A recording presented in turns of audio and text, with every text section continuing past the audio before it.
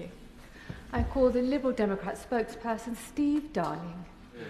Thank you, Madam Deputy Speaker, and I would like to acknowledge the very sobering and comprehensive speech just given by the member for Oldham East and Saddleborough. It is disturbing, and one would hope that our DWP and our government as a whole would take a trauma-informed approach to dealing with our communities, as that, in my belief, stands us in good stead. I would like to broadly welcome the proposals and upgrades that we've had within the proposals before us this afternoon, both for benefits and for pensions. And I'd like to first of all focus on the pensions, Madam Deputy Speaker. Sadly, the Labour government inherited a system where for the last 10 years we've seen an increase in pensioner poverty, and there are 2 million pensioners who remain in poverty and 1 million are on the edge of poverty. And one would have hoped that a Labour Party that cut them in half and it suggests social justice would have driven that agenda harder in their first 7 months of being in power. The cuts to the winter fuel allowance has exacerbated this situation, and the Right Honourable Gentleman for East Wiltshire highlighted the backlogs that we've seen there now, and rightly so, that is totally unacceptable. Apologies if I got the constituency wrong, or the gentleman wrong, but the reality is that we have seen that pensioner poverty. And again, WASPy women, we know that women, and women are more likely to be victims of poverty, and yet WASPy women have been a victim, effectively, of a decision of this government. Whilst it was really pleasing that the Secretary of State welcomed the report, acknowledged the report, apologised, but sadly didn't actually action the report. And that gives me great displeasure, as well as many other people across the United Kingdom.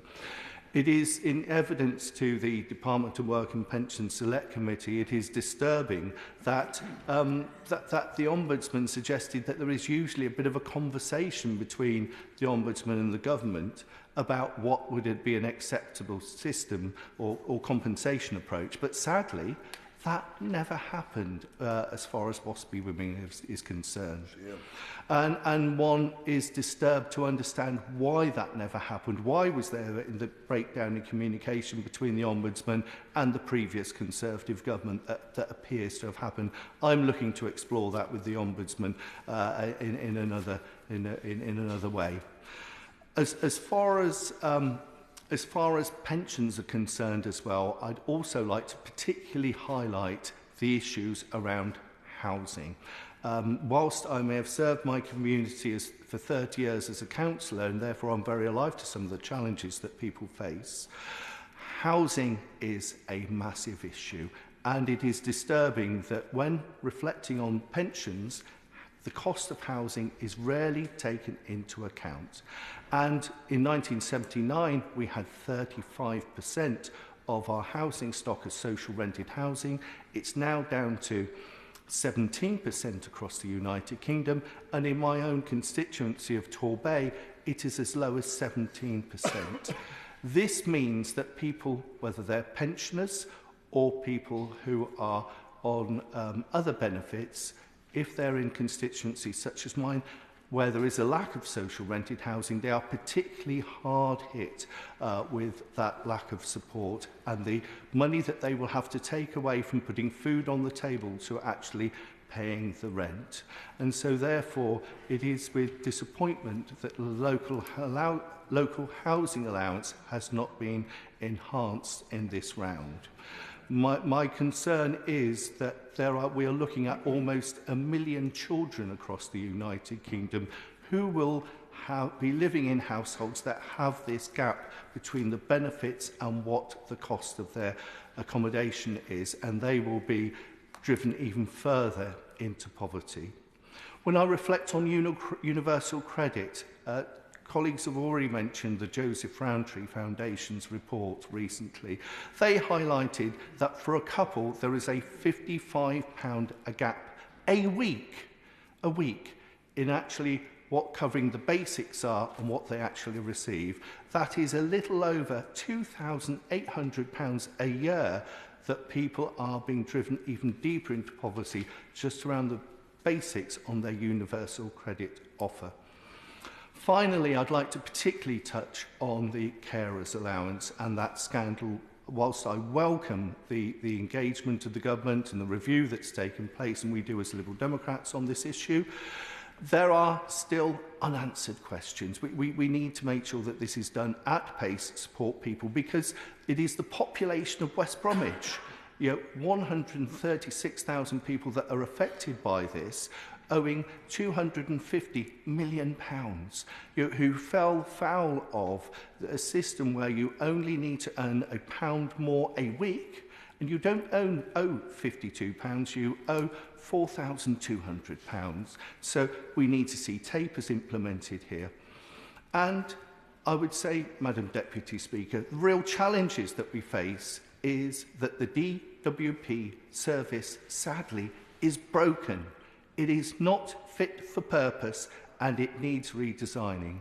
And Madam Deputy Speaker, I would say that what we need to happen is, rather than driving new agendas, we need to lift the bonnet, and I have nothing but utter respect for the Secretary of State on this issue, lift the bonnet and redesign the system, get it fit for purpose, and most importantly, co-design it with people who are disabled or benefit users, so that it can actually support. Please do. Thank you. Thank you. Thank my honourable friend for giving way. My honourable friend makes a powerful speech about those who are most in need of benefits and the difference it can make. He spoke about WASPy women and about children in poverty, but I wonder if my honourable friend would also agree that veterans could be helped out more by DWP. So, for example, if the government were to back the RBL's Credit Their Service campaign, which would change legislation so military compensation is not classified as income when calculating means-tested benefits. And I wonder if my honourable friend agrees that that group would benefit from such a change. Thank you, Madam Deputy Speaker, and my honourable friend, you're right to highlight this. I know myself and my honourable friend from Eastbourne are actually awaiting a meeting with the Minister to explore this very issue about the RBL's Credit Their Service campaign. But just to the final couple of sentences of my comments is that I lived through a world of a broken children's services in Torbay, where we got our sleeves up, sorted it out, and we moved from failing to good within 2 years by getting the right people in place, by making sure that systems were sorted and driving culture change. We need that co-design with people who use the system so we can get the DWP sorted as well. Thank you, Deputy Speaker. Madam.